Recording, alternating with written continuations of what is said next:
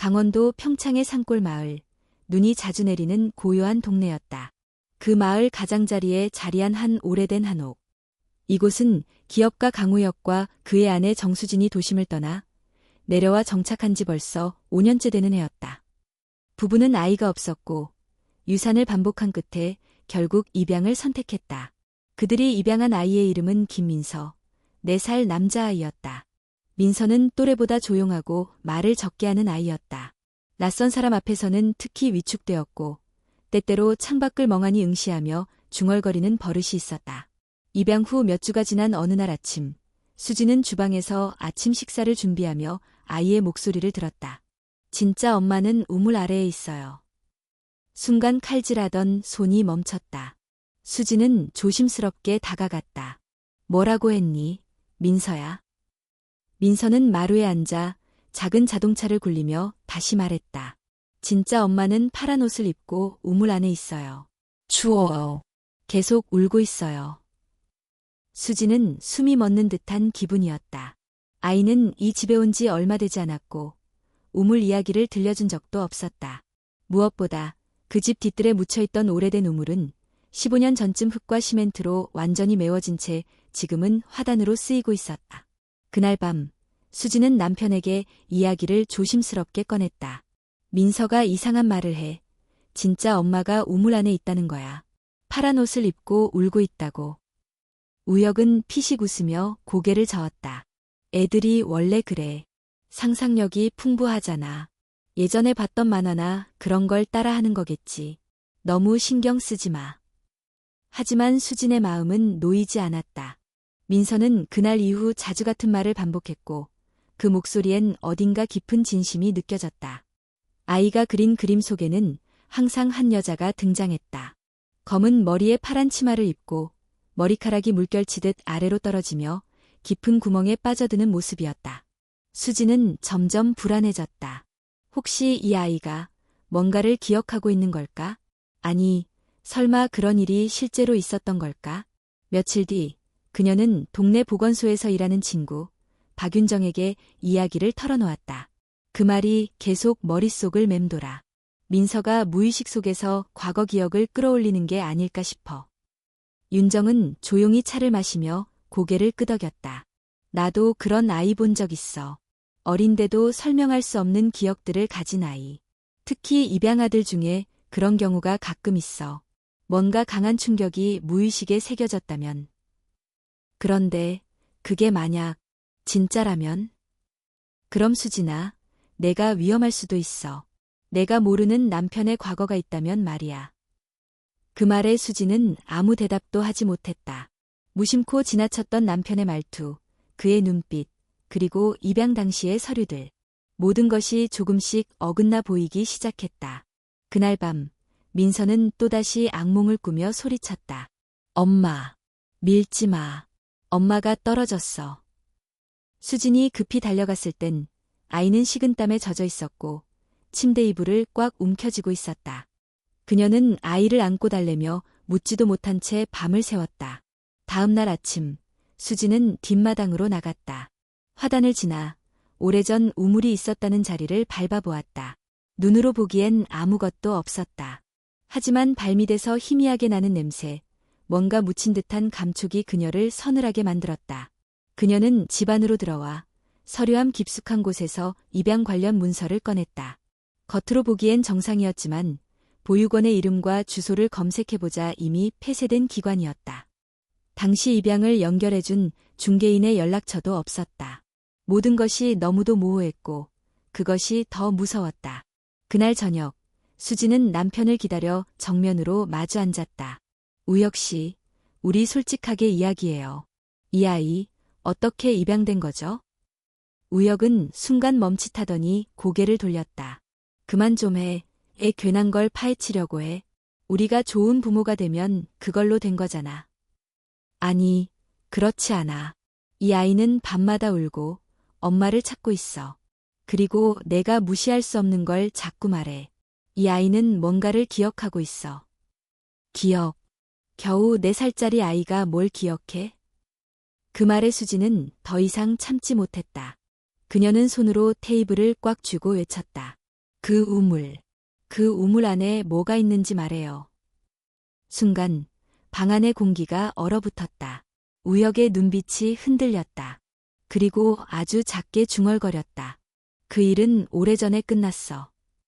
수지는 온몸에 소름이 돋았다. 그녀는 이제 확신할 수 있었다. 이 집, 이 우물, 그리고 이 아이. 이 모든 것이 우연이 아니었다. 그날 밤, 그녀는 결심했다. 진실을 찾아낼 것이라고. 아무리 무서운 진실일지라도 이제 외면하지 않을 것이라고. 다음 날 아침, 정수진은 남편이 출근하자마자 바로 움직이기 시작했다. 그녀는 핸드폰을 꺼내 경찰서 근처에 있는 주민센터로 향했다. 목적은 하나였다. 김민서의 입양 서류, 그리고 남편 강우혁의 과거에 대한 실체를 파악하는 것. 주민센터 민원실에서는 서류 열람에 일정한 제한이 있었지만 수지는 과거 동사무소에서 일했던 경력이 있었기에 절차를 잘 알고 있었다. 그녀는 가족관계증명서와 입양신고서를 다시 떼어보았다. 이거, 민서 입양 당시 보육원 주소가 안 맞네요. 수지는 혼잣말처럼 중얼이며 고개를 갸웃거렸다. 명진 육아원이라는 이름이 있었지만 검색해보니 이미 2006년에 폐쇄된 기관이었다. 더 놀라운 건 서류에 기재된 보육원 원장 이름 이상훈이라는 인물이 2010년에 사망한 기록이 있었다. 그럼 이 서류는 누가 쓴 거지? 의혹은 꼬리를 물고 이어졌다. 수지는 한숨을 쉬고 나와 곧장 평창경찰서로 향했다. 그곳에는 그녀의 고등학교 동창 최준호 형사가 근무 중이었다. 준호는 학창시절 그녀와 꽤 가까웠던 친구였고 지금도 명절이면 가끔 연락을 주고받는 사이였다. 수진아, 무슨 일이야? 얼굴이 반쯤은 겁에 질렸는데. 준호는 반가운 얼굴로 웃으며 수진을 맞이했지만 그녀는 바로 본론을 꺼냈다. 나 지금 아주 이상한 걸 겪고 있어. 민서 말이야. 그 아이가 자꾸 말해. 진짜 엄마는 우물 안에 있다고. 그리고 난 우혁 씨가 뭔가를 숨기고 있다는 생각이 들어. 우물? 준호의 얼굴에서 웃음기가 사라졌다. 그는 자세를 고쳐 앉으며 물었다. 혹시 그 집, 예전에 이윤희 씨가 일했던 곳 아니냐? 수진의 손끝이 떨렸다. 이윤희, 누구야? 15년 전쯤 그 집에서 가정부로 일했던 여자야.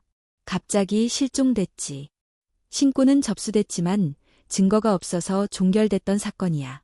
우혁 씨가 마지막으로 그녀와 함께 있었던 사람으로 기록돼 있어. 수지는 충격을 받은 듯 멍하니 벽을 바라봤다. 이 모든 조각들이 하나씩 맞춰지는 느낌이었다. 민서가 말한 진짜 엄마는 바로 이윤희. 그녀가 사라졌다는 시간과 민서가 태어난 시점, 그리고 남편이 우물 자리를 메워버렸던 해가 정확히 일치했다. 그녀는 아이를 가지고 있었을 가능성은? 준호는 잠시 머뭇거리다 고개를 끄덕였다. 그런 소문이 있었어. 누군가의 아이를 임신한 채였다고. 하지만 누구의 아이인지는 밝혀지지 않았지. 다들 그냥 떠도는 말로만 여겼어. 수지는 입술을 꽉 물었다. 떠도는 말이라고 넘길 수 있는 게 아니었다. 지금 그 아이가 그녀의 집에서 자라고 있었고 밤마다 우물 안에 엄마를 부르고 있었기 때문이다. 준호야, 만약 내가 그 우물을 다시 파보자고 하면 가능할까? 쉽지 않아. 그 땅은 사유지고 명확한 증거 없이 무단으로 파면 법적인 문제가 생겨. 하지만 실종 사건이 재수사될 경우 법원에서 압수수색 영장을 받아낼 수 있어. 그럼 어떻게든 다시 수사하도록 만들어야 해. 수지는 단호했다. 이제 뒤돌아설 수 없었다. 민서가 매일 밤 우는 이유, 그 목소리에 담긴 진실을 외면할 수 없었다. 집으로 돌아온 수지는 민서가 낮잠을 자고 있는 틈을 타다시 뒤뜰로 나갔다. 화단 아래 흙과 시멘트로 덮인 둥그런 자국은 여전히 뚜렷했다. 그녀는 망설이다 삽을 들고 살짝 흙을 긁어보았다. 그 순간 민서의 목소리가 그녀의 뒤에서 들려왔다. 엄마, 거기 만지면 안 돼요. 엄마가 울어요. 수지는 깜짝 놀라 뒤를 돌아보았다. 아이는 졸린 눈으로 문가에 서 있었다. 그러나 그의 표정은 이상하리만큼 차분했다. 어디서 그런 걸 들었니, 민서야? 꿈에서요. 엄마가 말해요. 수진 씨는 착한 사람이니까 나 대신 민서를 지켜줘요. 수진은 그 자리에 주저앉을 뻔했다. 4살짜리 아이의 입에서 나온 말이기엔 너무 생생하고 또렷했다. 그것은 단순한 상상력이 아니었다. 그날 밤 수진은 남편에게 다시 물었다. 우혁 씨, 솔직히 말해줘요. 이윤희 씨, 어떻게 된 거예요? 우혁은 처음엔 부인했지만 수진이 입양 서류의 조작 가능성과 이윤희 실종 사건을 알고 있다는 걸 밝히자 눈빛이 달라졌다. 그는 말없이 자리를 피했다. 수진은 안방 문을 잠갔다. 그녀는 이제 혼자였다. 하지만 무서워하지 않았다. 그녀 곁엔 민서가 있었고 이제 그녀는 그 아이를 지켜야 했다. 그것이 죄책감이든 책임감이든 상관없었다. 며칠 뒤 준호에게서 전화가 왔다. 수진아, 경찰서 내부 회의에서 재수사 게시건 통과됐어. 드디어 움직일 수 있을 거야. 수진은 수화기를 들고 조용히 말했다. 좋아. 이제 우물 아래의 진실을 꺼낼 시간이야. 이윤희가 사라진 해는 평창에도 유난히 따뜻한 봄이 찾아왔던 해였다. 마을 곳곳에 벚꽃이 피어나고 주민들은 오랜만에 겨울의 무게를 털어내며 웃음을 되찾았다. 하지만 정작 그녀는 그해 봄의 마지막 꽃이 졌을 때 자취를 감췄다. 그녀는 서울에서 내려온 젊은 여성이었다. 말수는 적지만 성실했고 특히 아이들을 좋아했다. 이웃에 사는 노인들은 그녀를 안쓰럽지만 따뜻한 아이라고 기억했다. 강우혁 부부의 집에서 가사도우미로 일하기 시작한 건 2월 중순이었다. 마을에서 우혁과 그의 아내는 꽤 좋은 인상을 가진 부부였다. 정중하고 조용했으며 큰 소리 한 번 내지 않았다. 하지만 수지는 그 시기를 전혀 알지 못했다. 그때 그녀는 서울에 있었고 우혁과 재혼한 것도 그로부터 몇 년이 지나서였다. 경찰은 과거 이윤희의 실종 기록을 다시 꺼내어 검토했다. 마지막으로 그녀가 목격된 날은 5월 4일, 이웃집 아주머니에게 우유를 사러 간다며 인사를 남겼던 아침이었다. 이후 그녀는 어디에도 나타나지 않았다. 핸드폰은 꺼져 있었고 통장 거래 내역도 멈췄다. 당시 강우혁은 경찰의 질문에 이렇게 답했다. 그날 아침 그녀가 갑자기 그만두겠다고 했습니다. 정리된 짐도 없고 편지도 없고 그냥 사라졌어요. 저도 당황스러웠습니다. 경찰은 가출로 판단했고 수사는 중단되었다. 그녀의 가족은 원래부터 연락이 끊긴 상태였기에 더 이상 문제를 제기할 사람도 없었다. 하지만 이제 정수진은 모든 조각이 그날에 집중되고 있음을 느꼈다. 그녀는 다시 경찰서를 찾았다. 준호는 그녀에게 실종 당시의 사진 한 장을 보여주었다. 바람에 날리는 흑발, 수수한 미소, 그리고 파란색 원피스. 수지는 그 사진을 보자마자 온몸이 굳어졌다. 이거예요. 민서가 계속 그리는 그림 속 여자가 이 옷을 입고 있어요. 그녀는 떨리는 손으로 핸드폰을 꺼내 민서가 그린 그림 몇 장을 보여주었다. 아이가 4살밖에 되지 않았지만 놀랍게도 파란색 원피스의 형태가 사진 속 의상과 매우 흡사했다. 심지어 머리카락의 길이, 손 모양, 눈썹의 곡선까지도. 준호는 조용히 숨을 들이켰다. 이건 더 이상 우연이라고 보기 어렵다. 그는 이윤희의 실종 사건을 정식으로 재수사 요청하고 법원으로부터 뒷마당 우물에 대한 수색영장을 요청하기 위한 서류를 준비했다. 같은 시각 수지는 집으로 돌아와 안방 서랍 깊숙한 곳을 뒤졌다. 그곳에는 우혁이 결혼 후 따로 열지 말라고 한 상자가 있었다. 그녀는 처음으로 그 상자에 자물쇠를 부쉈다. 그 안에는 오래된 사진 몇 장, 녹슨 반지, 그리고 한 권의 다이어리가 있었다. 다이어리는 단정한 필체로 쓰여 있었고 마지막 페이지에는 이런 글이 적혀 있었다. 민서가 발로 찼다. 지금은 내 안에서 이 작은 생명이 자라고 있다는 사실만으로 버틸 수 있다. 그는 아직 아무 말도 하지 않는다. 하지만 나는 믿는다. 아이가 태어나면 그는 바뀔 거라고. 수지는 숨을 삼켰다. 그 다이어리는 분명 이윤희의 것이었다. 그리고 그라는 표현은 강우혁이었다. 그녀는 손이 떨리는 상태로 사진을 넘겼다. 한 장의 사진 속에는 분명히 보였다.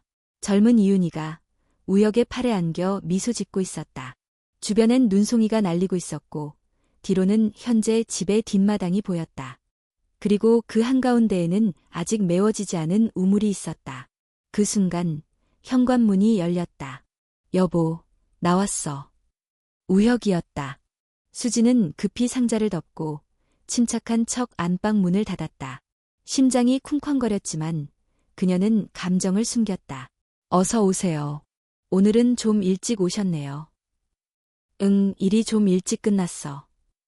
우혁은 아무것도 눈치채지 못한 듯 평소처럼 움직였다. 그러나 수진의 눈에는 그가 낯설게 보였다. 바로 이 사람이 한 여인의 삶을 그리고 아이의 뿌리를 통째로 묻어버렸다고 생각하니 참을 수 없는 분노가 일어났다. 그날 밤 수진은 다시 민서의 방을 찾았다. 아이는 책을 읽고 있었다.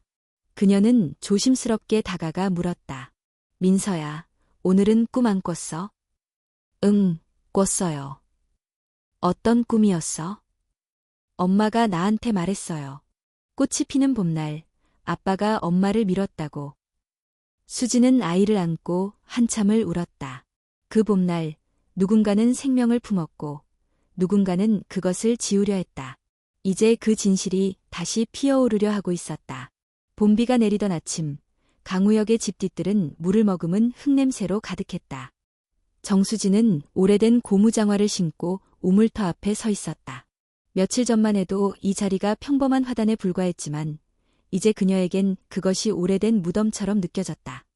준호 형사는 드디어 법원으로부터 강제 수색영장을 받아냈다. 이윤희의 실종 사건이 강력범죄 가능성을 내포하고 있으며 민서와의 연관성 또한 충분히 입증 가능하다는 판단이 내려졌기 때문이었다. 수지는 형사들과 함께 그날 아침 우물터로 향했다. 마을 주민들은 이상한 낌새를 눈치채고 하나둘씩 집 밖으로 나왔다. 좁은 골목 어귀에는 수군거림이 퍼졌고 그중 누군가는 낮게 중얼거렸다. 15년 전 그 우물. 결국 파보는 거야. 형사들과 현장 감식팀은 준비해온 장비를 설치하기 시작했다. 작은 굴착기, 진동 감지기, 수분 분석기 등등. 수지는 마당 끝, 나무 아래에 서서 조용히 그 광경을 지켜보았다. 손에는 민서가 그린 그림 한 장이 들려 있었다. 파란 옷을 입고 우물 안으로 떨어지는 여성. 그리고 아이가 뻗은 손. 정수진 씨. 형사 중 한 명이 다가왔다. 그는 조심스럽게 말했다. 우물 내부는 예상보다 깊을 수 있습니다. 오래전 시멘트로 덮인 구조라 내부 붕괴 위험도 있습니다. 발견된 흔적은 곧바로 사진과 영상으로 기록될 겁니다. 심신적으로 부담스러울 수 있으니 일정 거리를 유지해 주세요. 괜찮아요. 제가 시작했으니 끝까지 지켜볼 겁니다. 굴착이 시작되었다. 시멘트층이 드러나자 특수 장비를 이용해 표면을 깨기 시작했다. 3시간 가까이 진행된 작업 끝에 작은 틈이 생겼고 그 안에서 썩은 흙냄새와 함께 이상한 기운이 새어나왔다. 뭔가 있다. 현장에 있던 감식 요원이 소리쳤다. 모두가 긴장 속에 손전등을 꺼내 우물 내부를 비췄다. 어둠 속 한쪽 벽면 근처에서 희미한 천조각이 보였다. 파란색이었다. 작업을 멈춘 팀은 즉시 경찰 본부에 보고했고 검찰 쪽에서도 과학수사팀 파견을 명령했다. 준호 형사는 수진 옆으로 다가와 낮은 목소리로 말했다. 추정 유해가 발견된 것 같아. 신원 확인까지 시간이 걸릴 거야. 그런데 그는 말을 멈추고 잠시 생각하듯 숨을 골랐다. 이 일이 세상에 알려지면 당신 남편은 절대 조용히 넘어가지 않을 거야. 수지는 조용히 고개를 끄덕였다. 그녀도 알고 있었다. 이제부터가 진짜 싸움이라는 것을. 그날 밤 수지는 남편에게 아무 말 없이 저녁상을 차렸다. 우혁은 눈치를 챘는지 유난히 말수가 줄어들었다. 밥을 먹으며 그는 물었다. 오늘 뭐 했어? 정원 손질 좀 했어요. 민서가 자꾸 저 꽃밭이 이상하다고 해서. 꽃밭이라. 그는 잠시 숟가락을 내려놓았다. 식탁 위로 무거운 침묵이 흘렀다. 요즘 민서가 이상한 말을 한다는 거 알아. 내가 잘못한 게 있다면 말해. 하지만 지금 우리가 가진 걸 무너뜨릴 필요는 없잖아. 그 말에 수지는 손을 멈추고 남편을 바라보았다. 우혁 씨, 내가 알고 싶은 건 단 하나예요. 그날 우물에서 무슨 일이 있었어요? 우혁은 그 순간 숨을 멈췄다. 눈빛이 흔들리고 입술이 말라갔다. 그러나 그는 곧 평정심을 되찾은 듯 낮게 말했다. 기억 안 나. 그녀는 임신 중이었어요. 그 아이가 민서예요. 그래서 내가 그 아이 키웠잖아. 이만하면 충분하지 않아? 그 말에 수진의 눈에서 눈물이 맺혔다. 그녀는 조용히 말했다. 사람을 죽이고 그 죄를 은폐한 뒤 아이를 데려와 키우는 게 충분한 보상이라고 생각해요. 나는 그녀가 날 협박했어. 내 가정을 망치려 했다고. 당신이 망가뜨린 거예요. 그녀도, 민서도, 그리고 나까지도. 우혁은 자리를 박차고 일어났다. 손으로 식탁을 밀치며 소리쳤다. 이제 와서 뭘 어쩌겠다는 거야. 다 끝난 일이라고. 그의 외침에 민서가 방에서 뛰어나왔다. 아이는 놀라움보다 차가운 눈빛으로 아버지를 바라봤다. 아빠, 엄마가 우물 안에서 울었어요. 내가 봤어요. 지금도 매일 꿈에서. 그 순간 우혁의 표정이 하얗게 질렸다. 그만해. 아니요. 엄마는 죽었어요. 아빠가 밀었으니까. 방 안은 다시 침묵으로 가득 찼다. 우혁은 몸을 돌려 방 안으로 들어갔고 문을 쾅 닫았다. 수지는 민서를 꼭 안았다. 그날 밤 수지는 창밖의 어둠을 바라보며 다짐했다. 이 싸움은 단지 진실을 밝히는 것이 아니라 민서가 더 이상 어둠 속에서 살지 않도록 하기 위한 것이었다. 며칠이 지났다. 서울에서 온 국립과학수사연구원의 감식 결과가 도착했다. 정수진은 경찰서 앞벤치에서 조용히 앉아 있었다. 봄 기운이 점점 무르익어가던 시절이었지만 그녀의 마음엔 여전히 눈발이 날리고 있었다. 최준호 형사가 무거운 서류 봉투를 들고 그녀 앞으로 왔다. 그의 얼굴엔 심각한 기색이 가득했다. 나왔어. 결과. 수지는 입술을 꾹 다물고 봉투를 받았다. 그녀의 손끝은 미세하게 떨리고 있었다. 우물에서 발견된 유해는 30대 여성의 것으로 확인됐어. 사인은 두부 외상, 즉 머리를 심하게 부딪힌 흔적이 있어. 그리고 DNA는 민서와 99.7% 일치해. 그 말에 수지는 눈을 감았다. 더 이상은 듣지 않아도 되었다. 그녀는 이미 알고 있었다. 그리고 민서도 알고 있었다. 이윤희 씨가 맞다는 거지요? 그래. 그리고 당시 임신 중이었던 것으로 보인다는 부검 소견도 있어. 준호는 조용히 그녀 곁에 앉았다. 둘 사이에는 한동안 말이 없었다. 이제 어떻게 할 거야? 그가 물었다. 수지는 천천히 고개를 들었다. 눈엔 눈물이 고였지만 울지는 않았다. 진실을 밝힐 거야. 그녀의 이름을 되찾고 민서가 진짜 어머니를 기억하게 할 수 있도록. 그녀는 조용히 일어섰다. 손에는 봉투가 들려 있었고 마음속에는 무거운 책임이 내려앉았다. 그날 저녁 수지는 민서를 무릎에 앉히고 조용히 말했다. 민서야, 오늘 엄마가 아주 중요한 이야기를 해줄게. 조금 슬플 수도 있어. 민서는 수진을 가만히 바라보았다. 아이는 말없이 고개를 끄덕였다. 우리가 찾았던 그 우물 기억나지? 거기서 내 진짜 엄마가 계셨어. 아이의 눈이 커졌다. 하지만 곧 조용히 입을 열었다. 알고 있었어요. 꿈에서 봤어요. 너무 놀라지 않았으면 좋겠어. 내 진짜 엄마는 이름이 있어. 이윤이라는 분이야. 아주 따뜻하고 예쁜 분이었대. 너를 정말 많이 사랑했어. 민서는 눈을 감고 한참을 아무 말도 하지 않았다. 그리고는 수진의 품에 얼굴을 묻었다. 그럼 지금까지 엄마는 누구예요? 수진은 그 질문 앞에서 숨이 멎는 듯했다. 그러나 곧 조용히 말했다. 나는 널 사랑하는 또 하나의 엄마야. 진실을 외면하고 싶지 않았어. 그래서 너와 함께 진짜 엄마를 찾고 싶었단다. 민서는 작게 속삭였다. 그럼 윤희 엄마한테 이름을 돌려줄 수 있어요? 그래. 엄마가 도와줄게. 며칠 후 수지는 법원에 유해자 신원 확인 신청과 동시에 사망 신고서를 접수했다. 이윤이라는 이름은 이제 더 이상 실종자가 아니었다. 그녀는 죽임을 당한 피해자, 그리고 민서의 어머니로 공식 기록되었다. 수지는 윤희의 유해가 정식으로 안치될 수 있도록 돕고 마을 공동묘지 한켠에 작은 묘비를 세웠다. 흰색 돌로 된 비석에는 이렇게 적혀 있었다. 이윤희 1988 to 2007. 사랑하는 아들 민서의 엄마. 잊히지 않을 이름. 추모식 당일 수지는 민서를 데리고 조용히 무덤 앞에 섰다. 민서는 자신이 손수 접은 종이약을 비석 앞에 올려놓았다. 엄마, 이제 울지 마요. 나 여기 있어요.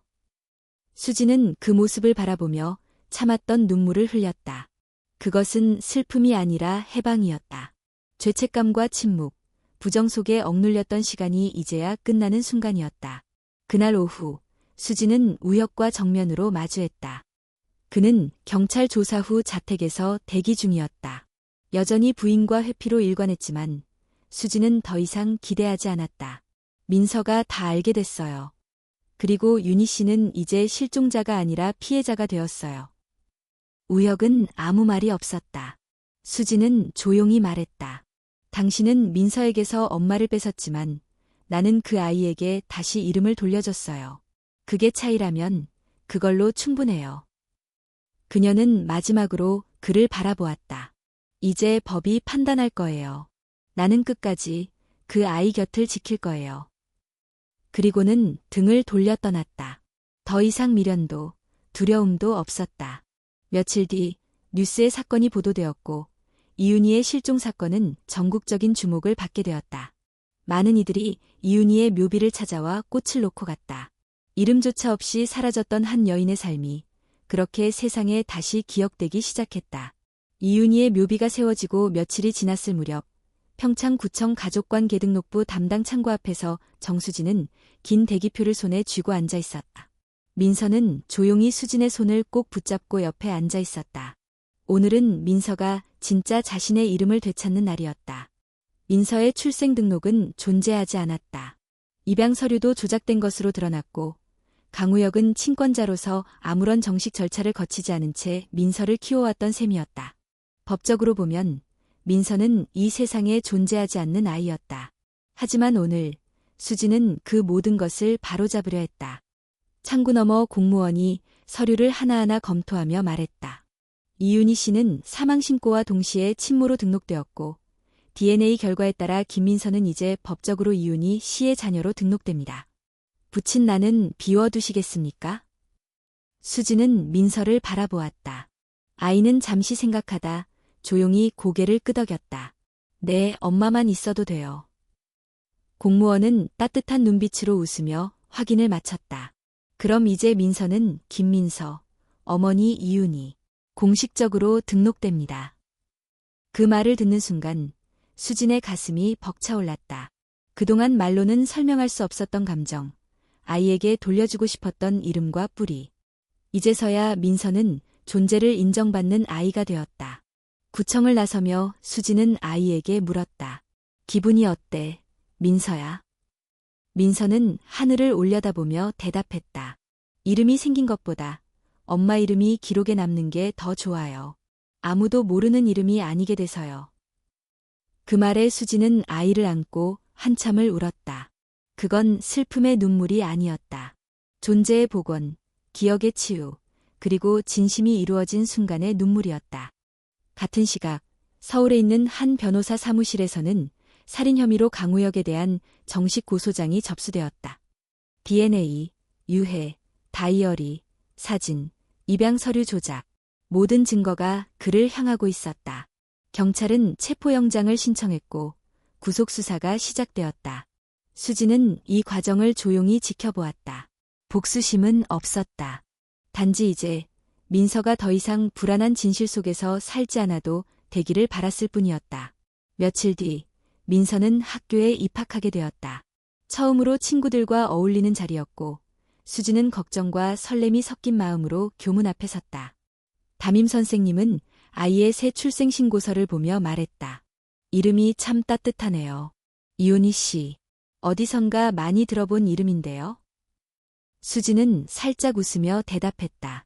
그 이름 잊지 않아주셔서 감사해요. 그날 오후 수지는 민서를 데리고 다시 윤희의 묘소를 찾았다.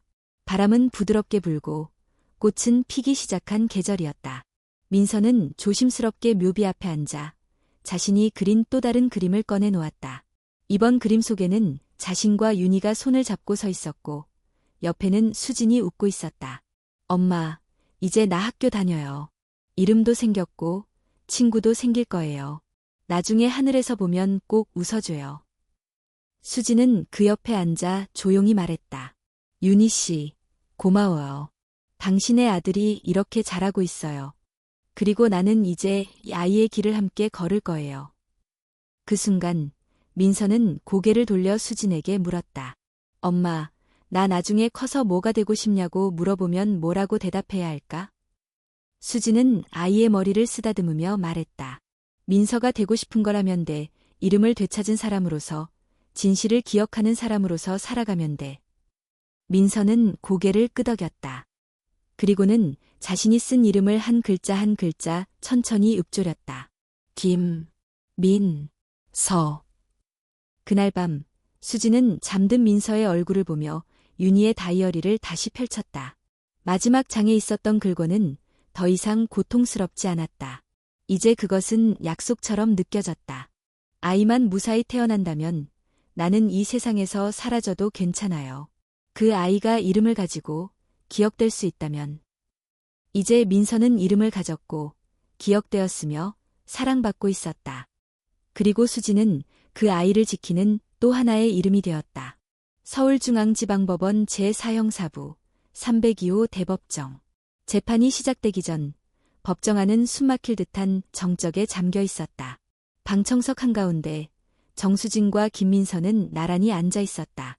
민서는 손에 작은 노트를 꼭 쥐고 있었고 수지는 그런 아이의 손을 조용히 감싸쥐고 있었다. 피고인석에는 강우혁이 앉아 있었다. 구속된 후 그는 급격히 야위었고 수척한 얼굴로 바닥만 응시하고 있었다. 언론은 이미 며칠 전부터 평창 우물 사건이라는 제목으로 대대적인 보도를 내보냈다. 한 아이의 증언에서 시작된 이 진실 추적은 결국 한 여인의 이름과 죽음을 세상에 다시 올려놓았다. 제1심 공판을 시작하겠습니다. 재판장이 입을 열었다. 피고인 강우혁은 2007년 5월 4일경 당시 가사도우미였던 이윤희 씨를 폭행하여 사망에 이르게 한 후 시신을 자택 뒤뜰 우물에 유기한 혐의로 기소되었습니다. 피고인은 혐의를 인정합니까?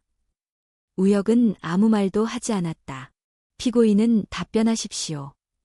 잠시 침묵이 흐른 뒤 우혁이 입을 열었다. 기억나지 않습니다. 재판장은 고개를 끄덕이며 기록을 넘겼다. 검사석에서 젊은 검사가 일어섰다. 그는 수십 장의 증거사진과 서류를 제출하며 조용한 목소리로 말했다. 피고인의 자백은 없지만 다음의 증거가 존재합니다. 첫째, 피해자의 다이어리. 둘째, 피해자와 피고인이 함께 찍힌 사진. 셋째, 피해자 유해에서 발견된 유전자와 피고인이 입양한 김민서 군의 DNA 99.7% 일치. 넷째, 조작된 입양 서류와 그 필체 감정 결과. 다섯째, 당시 피고인 외에 그 집에 상주한 사람이 없었다는 사실. 검사는 단호하게 말을 맺었다. 이 모든 정황과 과학적 증거는 피고인이 범행을 저지르고 시신을 은닉했음을 명확히 가리키고 있습니다. 그 순간 민서는 작게 숨을 들이켰다. 그의 눈에 어린 눈물은 더 이상 공포가 아닌 분노와 정의에 가까웠다. 첫 번째 증인으로 최준호 형사가 호출되었다. 그는 진술대에 서서 사건 재수사 과정을 상세히 설명했다.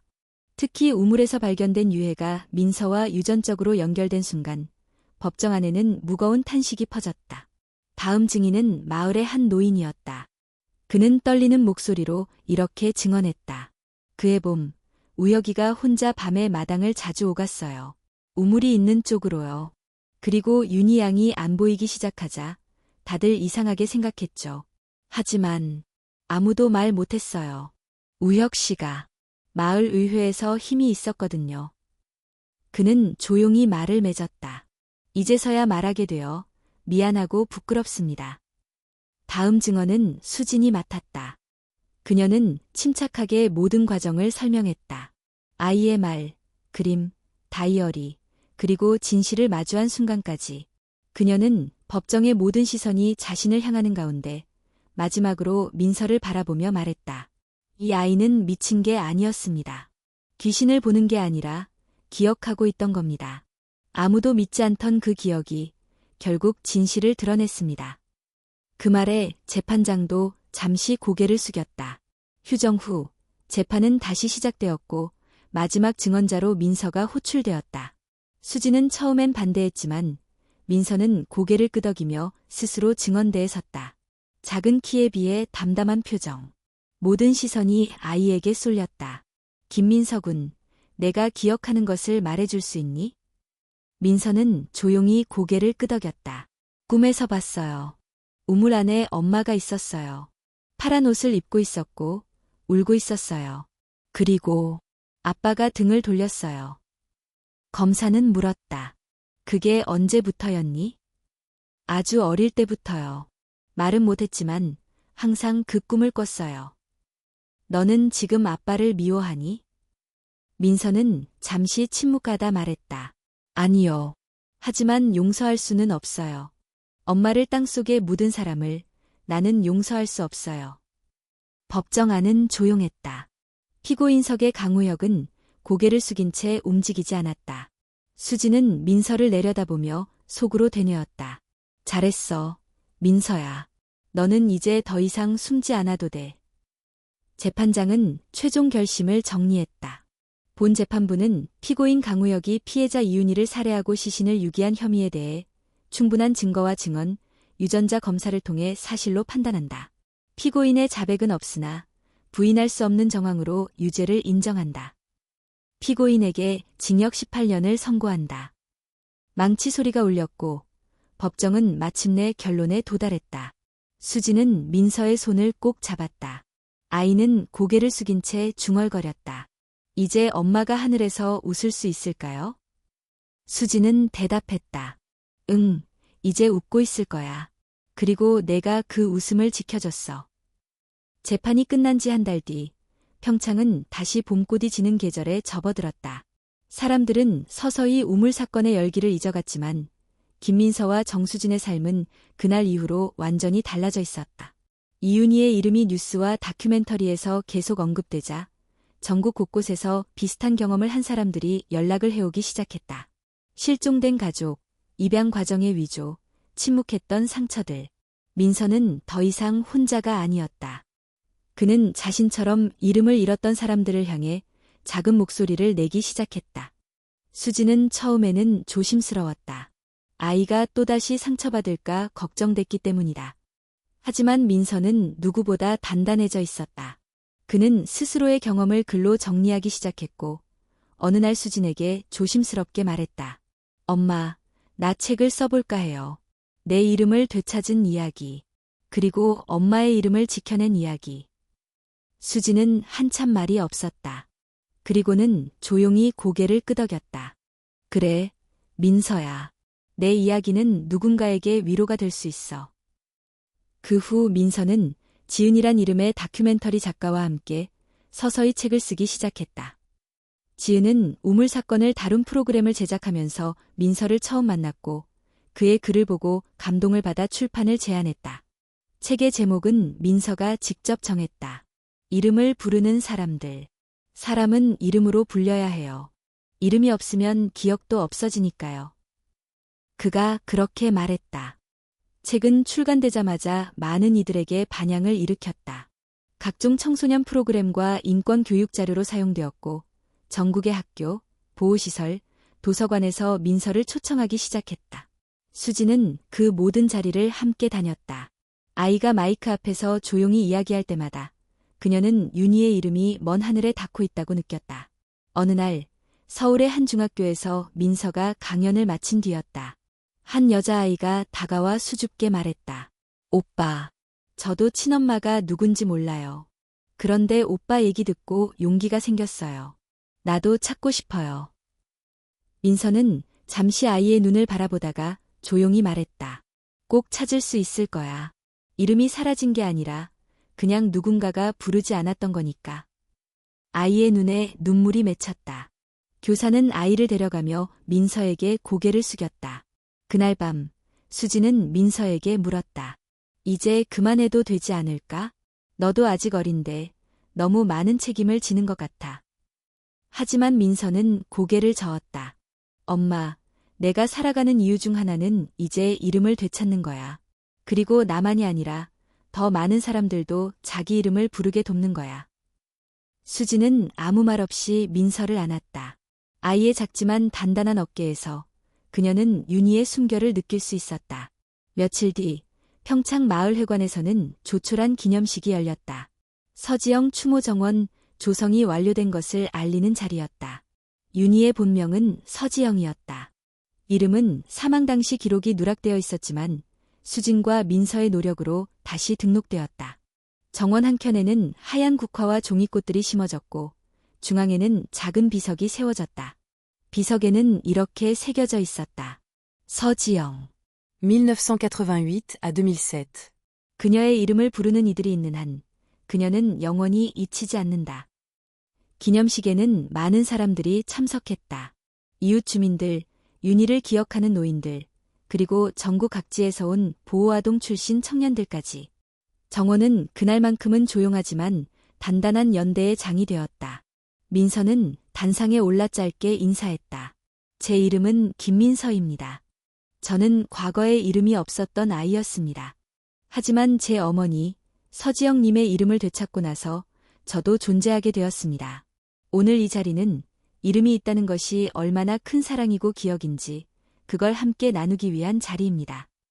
박수가 길게 울려 퍼졌다. 그날 이후 서지영 정원은 평창을 찾는 사람들의 새로운 장소가 되었다. 단순한 추모 공간이 아닌 기억과 이름의 의미를 새롭게 생각하게 하는 곳, 이름 없는 수많은 서지영들이 거기에서 자신을 되돌아보게 되는 공간이었다. 며칠 후 민서는 또 다른 편지를 받았다. 부산의 한 청소년이 쓴 글이었다. 민서 형, 제 친구 중에 입양된 애가 있어요. 그 애도 자기 이름이 왜 그렇게 되었는지 몰라요. 그런데 형 이야기 듣고 저희 둘이 같이 고아원에 찾아가 보기로 했어요. 무서웠지만 용기가 났어요. 수지는 편지를 읽으며 민서에게 말했다. 이제 너는 누군가의 불빛이 되었구나. 민서는 조용히 웃으며 고개를 끄덕였다. 그의 웃음은 더 이상 슬픔을 끌고 다니는 소년의 것이 아니었다. 그것은 이름을 되찾은 사람의 웃음이었다. 봄의 끝자락, 민서는 혼자 기차를 타고 서울로 향했다. 정수진은 이번만큼은 그를 혼자 보내주기로 했다. 15이 된 민서는 이제 자신이 스스로 걸어야 할 길이 있다는 것을 알고 있었다. 그가 도착한 곳은 서울의 외곽, 오래된 양로원이었다. 수진과 함께 서지영의 사망 신고를 접수했을 때 민서는 어머니의 생전 기록에서 이 양로원의 이름을 처음 알게 되었다. 서지영은 자신의 어머니, 즉 민서의 외할머니를 돌보기 위해 그곳에서 한동안 일했었다. 양로원의 한 구석, 작은 사무실 안 민서는 노트북을 들여다보는 한 중년 여성 앞에 앉았다. 그녀의 이름은 장윤희, 서지영과 잠시 함께 일했던 사회복지사였다. 그래, 기억나요. 지영 씨는 참 조용하고 따뜻한 사람이었어요. 말수가 적었지만 할머니들을 한 명 한 명 정성껏 돌봤죠. 특히 책 읽어주는 걸 좋아했어요. 늦은 밤에도 책을 들고 병실을 돌던 모습이 아직도 선해요. 민서는 그 말을 조용히 들었다. 마치 알지 못했던 어머니의 또 다른 얼굴을 하나씩 찾아가는 느낌이었다. 그녀가 꿈이 있다고 했어요. 언젠가는 종이꽃이 있는 작은 카페를 열고 싶다고. 아이들과 어르신들이 함께 책을 읽을 수 있는 공간이었죠. 민서는 심장이 멎는 듯했다. 종이꽃이요? 응, 직접 접기도 했어요. 그게 지영 씨가 어릴 적 어머니랑 함께하던 놀이였다고 하더군요. 어머니가 치매가 심해졌을 때도 종이꽃을 보면 한동안 표정이 밝아졌어요. 민서는 조용히 종이꽃 하나를 꺼냈다. 윤희 정원 앞에서 그가 만들었던 꽃이었다. 장윤희 씨는 그것을 보더니 한참을 들여다보다가 고개를 끄덕였다. 이걸 보면 지영 씨가 다시 살아온 것 같네요. 그날 오후, 민서는 양로원을 나서며 오래된 뒷길을 걸었다. 어머니가 이 길을 지나 집으로 돌아갔을까? 아니면 밤에 병실에서 나올 때 자주 오갔던 골목이었을까? 그 길에는 오래된 벽돌담과 덩굴이 얽혀 있었고, 햇살은 부드럽게 그의 어깨 위에 내려앉았다. 그는 그 길의 끝에서 결심했다. 어머니가 이루지 못한 꿈을 이어가야겠다고. 며칠 후, 수진과 민서는 다시 평창으로 돌아왔다. 그리고 윤희 정원 옆에 있던 한 오래된 컨테이너 건물에 눈을 돌렸다. 그곳은 한때 마을 창고였지만 지금은 아무도 사용하지 않는 버려진 공간이었다. 여기에 카페를 열고 싶어요.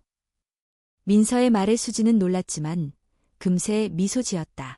카페? 엄마가 꿈꿨던 곳 종이꽃이 있고 책이 있고 아이들이 마음 편히 앉을 수 있는 공간.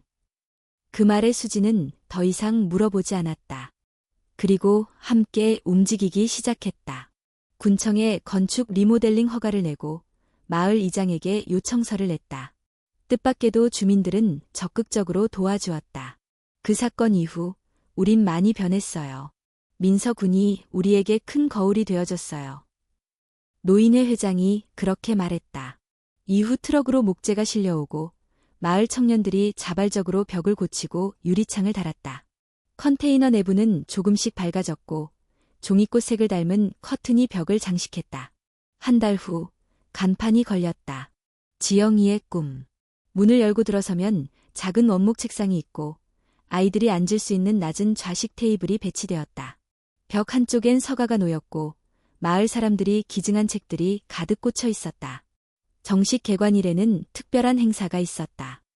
윤희의 기일을 기념해 민서가 준비한 작은 낭독회.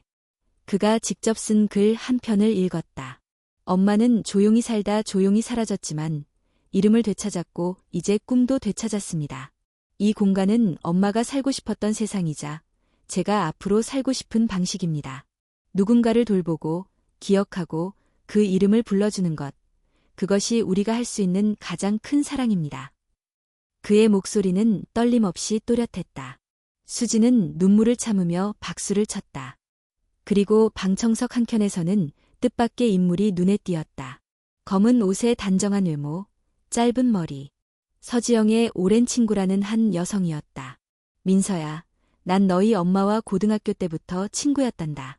그 애는 정말 많은 걸 감추고 살았지만 항상 마지막엔 누군가를 위해 움직였어. 그녀는 조심스럽게 작은 종이봉투를 내밀었다. 그 안에는 오래된 편지 한 통이 있었다. 민서에게 내가 너를 지켜줄 수 없게 되더라도 꼭 기억해줘. 너는 사랑받기 위해 태어난 아이란다. 세상은 있더라도 나는 너를 잊지 않을 거야. 민서는 그 편지를 들고 한참을 움직이지 못했다. 수지는 옆에 앉아 아이의 어깨를 조용히 감쌌다. 그날 저녁, 카페는 첫 손님을 맞이했다. 마을 아이들과 노인들이 함께 들어와 책을 골랐고 누군가는 종이꽃을 접으며 이야기를 나눴다. 민서는 커피를 내리고 아이들에게 주스를 따라주었다. 그리고 창밖을 바라보며 조용히 속삭였다. 엄마, 당신의 시간은 여기에 그대로 있어요. 이젠 내가 함께 걸을게요. 가을이 깊어지며 지영이의 꿈 카페 앞 정원은 국화꽃과 종이꽃이 어우러져 노란빛과 하얀빛으로 물들었다. 민서는 나무 벤치에 앉아 한 손에 따뜻한 차를 들고 있었다. 창밖에서는 아이들이 웃으며 종이접기를 하고 있었고 그 옆에서는 노인 두 분이 책을 함께 소리내어 읽고 있었다. 그 장면은 마치 시간의 층이 겹쳐진 듯한 풍경이었다. 잃어버린 것들이 다시 되살아나는 자리, 묻힌 진실이 꽃처럼 피어난 장소.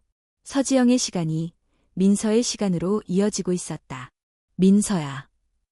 수진이 조용히 다가왔다. 손에는 편지 한 통이 들려 있었다.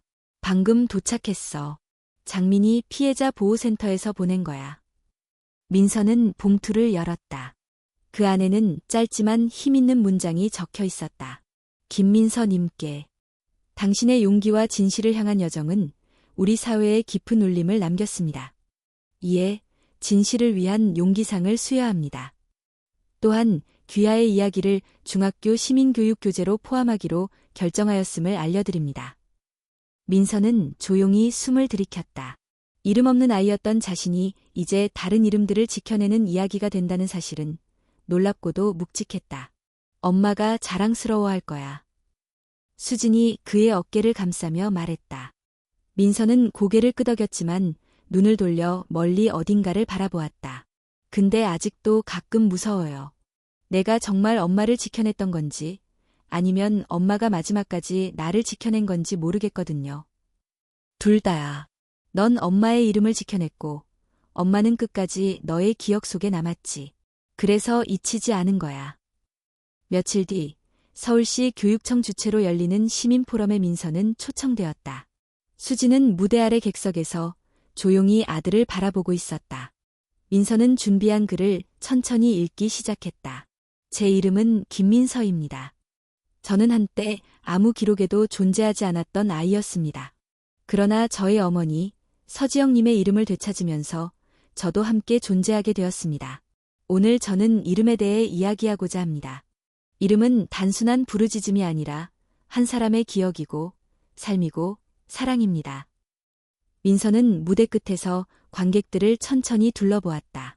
어떤 이들은 눈물을 흘리고 있었고 어떤 이들은 조용히 고개를 끄덕이고 있었다.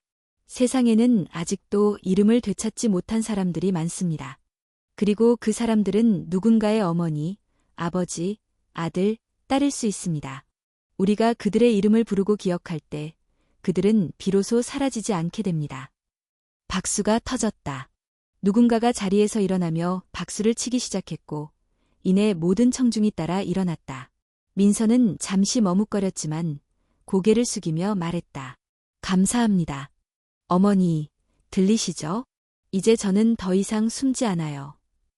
그날 밤 민서는 수진과 함께 기차를 타고 평창으로 돌아왔다. 차창 밖으로 가을의 끝자락이 지나가고 있었다. 단풍잎은 하나둘 떨어지고 있었지만 그것이 끝이 아니라는 것을 민서는 알고 있었다. 집에 도착하자마자 그는 윤희의 정원을 찾았다. 달빛 아래 조용히 묘비 앞에 섰다. 그 앞에 앉아 조용히 속삭였다. 엄마, 나 이제 무섭지 않아요. 엄마가 사라지지 않았다는 걸 알게 됐어요. 엄마의 이름, 기억, 그리고 엄마의 꿈이 여기 있어요. 내가 계속 불러줄게요. 그는 품에서 조심스럽게 작은 종이약 하나를 꺼내 비석 위에 올려놓았다. 바람이 가볍게 불어왔다. 마치 어딘가에서 누군가의 손길이 스치듯. 며칠 후 지영이의 꿈 카페에는 특별한 손님이 도착했다. 방송국 다큐멘터리 제작팀이었다. 민서의 이야기를 다큐로 제작하겠다는 제안은 수진에게 두려움이기도 했지만 동시에 기회였다. 민서는 수락했다. 더 많은 사람이 엄마의 이름을 알 수 있다면 나도 말할 준비가 되어 있어요. 다큐는 몇 달 후 방송되었다. 제목은 간단했다. 우물 아래 이름을 부른 아이. 방송 후 수백 통의 편지가 도착했다. 그중엔 아이의 실종 사건을 다시 신고한 어머니, 입양 기록을 확인하러 간 청년, 기억에서 잊혀졌던 언니의 이름을 다시 부르는 가족의 사연도 있었다. 그중 한 편지에는 이렇게 적혀 있었다. 당신 덕분에 저도 이제 이름을 찾았습니다. 더 이상 혼자가 아니라는 걸 느껴요. 우리 모두 서로의 이름을 불러주는 사람이 되길 바랍니다. 그 말을 읽은 민서는 조용히 미소 지었다. 이제 정말 시작이구나. 카페 한켠 아이가 조용히 다가와 물었다. 민서 형, 형은 엄마를 어떻게 그렇게 오래 기억할 수 있었어요? 민서는 아이를 바라보며 말했다. 내가 그 이름을 불러줬기 때문이야. 아무도 불러주지 않으면 사람은 잊히니까. 아이의 눈이 반짝였다. 그럼 나도 오늘부터 아빠 이름을 매일 불러야겠어요. 나만 알고 있었던 이름이 있거든요. 민서는 고개를 끄덕였다. 그래, 그게 시작이야. 그날 저녁, 민서는 정원에 앉아 조용히 일기를 썼다. 그리고 마지막 줄에 이렇게 적었다. 아무도 잊히지 않도록 나는 계속 이름을 부를 것이다.